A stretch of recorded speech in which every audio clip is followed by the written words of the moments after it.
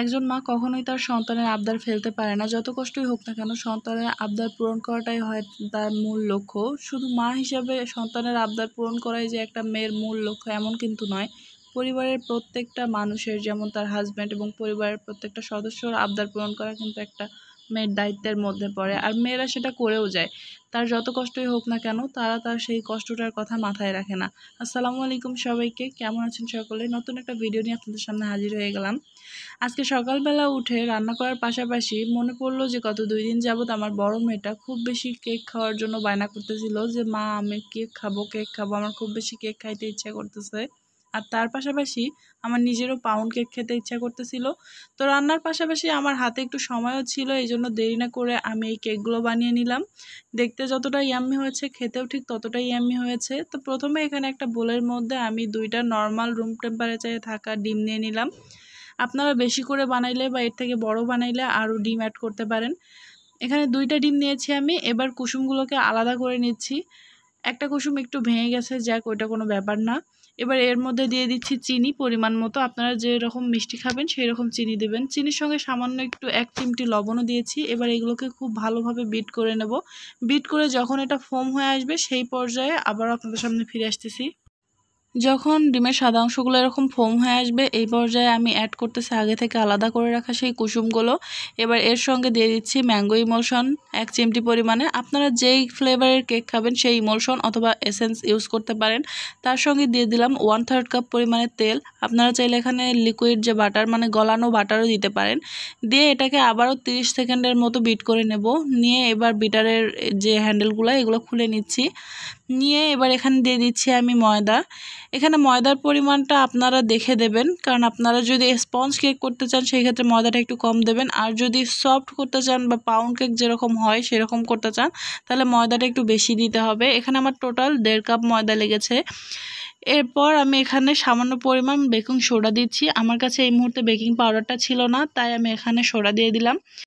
Soda দেওয়ার পর আবারও ব্যাটারটাকে একটু নেড়ে চেড়ে রেখে দিলাম। এবার অন্যদিকে আমি একটা পাউন্ড কেকের মোল্ড নিয়েছি, সেটা চারপাশে তেল ব্রাশ করে নিয়েছি এবং নিচে একটা কাগজ দিয়ে দিয়েছি। আপনারা চাইলে বেকিং পেপারও দিতে পারেন। দিয়ে এবার এখানে ব্যাটারগুলো দিয়ে একটু ট্যাপ করে নিলাম। দেন যে বাকি ব্যাটারগুলো আছে সেইগুলো আমি এখানে 5টা কাপ কেকের মোল্ড নিয়েছি সেগুলোতে দিয়ে দিচ্ছি। আমার কাছে কাপ কেকের যে বেকিং পেপার সেটা ছিল না, তাই এখানেও আমি নর্মাল যে লেখালেখির কাগজ সেটা দিয়েই দিয়েছি।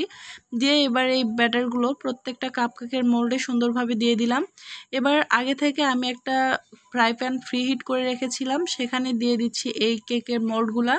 যদিও দিতে একটু কষ্ট হচ্ছিল, জায়গা হচ্ছিল না, তারপর আমি উপরে উপরে করে দিয়ে দিয়েছি।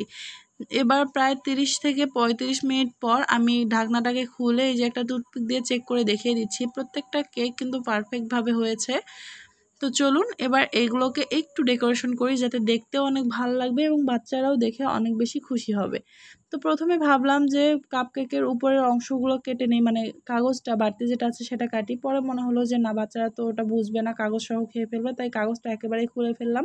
এবার আগে থেকে হুইপ ক্রিম করে রেখেছিলাম আমি, সেগুলোর সঙ্গে একটু হলুদ আর পিঙ্ক কালার মিশিয়ে সুন্দরভাবে একটা করে রোজ বানিয়ে দিলাম। দেখতে কতটা সুন্দর লাগছে দেখেছেন? দেখেই মনে হচ্ছে খেয়ে ফেলি, এতটা ইয়াম্মি লাগছে। এবার যে পাউন্ড কেকটা ছিল সেটাকে আমি নামিয়ে নিচ্ছি, মোল্ড আউট করে নেব। তো এই যে মোল্ড আউট করার পর আপনাদের সঙ্গে শেয়ার করছি, উপরের কাগজটা উঠিয়ে ফেললাম। নিচটা কিন্তু একটুও পুড়ে যায়নি, আর কতটা স্পঞ্জি হয়েছে দেখেন। ঠিক যেমন স্পঞ্জি হয়েছে তেমনই সফটও হয়েছে। এবার একটা ব্রেড নাইফ দিয়ে আমি সুন্দরভাবে এটাকে স্লাইস করে কেটে নিচ্ছি। আপনারা আপনাদের পছন্দ অনুসারে কেটে নিতে পারেন এইভাবে। পুরো কেকটা স্লাইস করে কেটে নেওয়া হয়ে গেলে এবার আমি সুন্দর করে একটু ডেকোরেশন করে দিচ্ছি। তার আগে আরেকটা স্লাইস হাতে নিয়ে আপনাদেরকে ভেতরটা দেখিয়ে দিচ্ছি কতটা সফট হয়েছে। এইভাবে কেক বানালে কখনোই ফেল হবে না কেকের রেসিপি। এই যে আমি আরও একটা কেকের স্লাইস নিয়ে এখানে দেখিয়ে দিচ্ছি। যাই হোক, এবার এগুলো নিয়ে যাই। আমার বাচ্চাগুলো এর মধ্যে উঠে গেছে, আর আমি যখন সকাল থেকে রান্না করতেছিলাম তখন কিন্তু তারা ঘুমেছিল। এদিকে দেখেন আমার পিচ্চি মেয়েটা উঠে খিদায় কান্নাকাটি শুরু করছে। আর যখন আমি নিয়ে আসছি তখন সে নাম নাম বলতেছিল। সে কিন্তু এখন একটু করে কথা বলে, সে খাইতে চাইলে বলে যে নাম নাম, আবার যখন বলে যে কিছু নেবে তখন বলে যে এই দে এই দে। মাশাআল্লাহ অনেক কথাই বলতে পারে। সবাই দোয়া করবেন আমার এই ছোট্ট সোনামণির জন্য। আর এই মুহূর্তে আমি ভুলে গেছিলাম একটু যে আমার ঘরে কিছু স্প্রিঙ্কেলও ছিল, সেগুলো দিলে আরও সুন্দর লাগবে। তাই আমি গিয়ে স্প্রিঙ্কেলগুলো নিয়ে এসে এর উপরে দিয়ে দিচ্ছি সুন্দর করে, দেখতে আর একটু ভালো লাগতেছে। আর দেখেন আমার ছোট মেয়ের সঙ্গে যুদ্ধ করে তাকে আটকায় রাখার মতো আটকায় রাখা হয়েছে। তার যখন হাতগুলো ধরে রাখা হয়েছে, হাত দিয়ে নিতে পারতেছে না, অবশেষে সে পা দিয়ে এই কেকের এক সাইডটা কী অবস্থা করে দিছে দেখেন।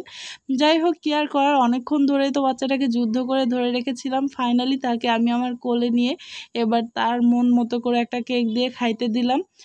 এখন শান্তি। যাক, বাচ্চাদের আবদার পূরণ করতে পারছি, এইটাতে আমার অনেক শান্তি। বরাবরই আমার এই জিনিসগুলো করতে অনেক ভালো লাগে। আর আমি রান্না করতে পছন্দ করি, ভীষণ পছন্দ করি। তার উপর যদি কেউ বায়না করে তাহলে তো আরও ভালো লাগে, আমার রান্নার প্রতি আগ্রহটা বেড়ে যায়। সেটা হোক আমার হাজব্যান্ড, হোক আমার বাচ্চারা, ইভেন হোক আত্মীয় স্বজন বা আমার পরিবারের লোকেরা, সবার জন্য আমার রান্না করতে ভালো লাগে, আমি এমনই। আর আমার এই ছোট্ট পরিবারের ভিডিওগুলো ভালো লাগলে সবাই লাইক কমেন্ট শেয়ার করবেন। আজকের মতো বিদায় নিচ্ছি, দেখা হবে পরবর্তী ভিডিওতে। সবাই ভালো থাকবেন, সুস্থ থাকবেন, দেখা হবে নতুন কোনো এপিসোডে। আল্লাহ হাফেজ।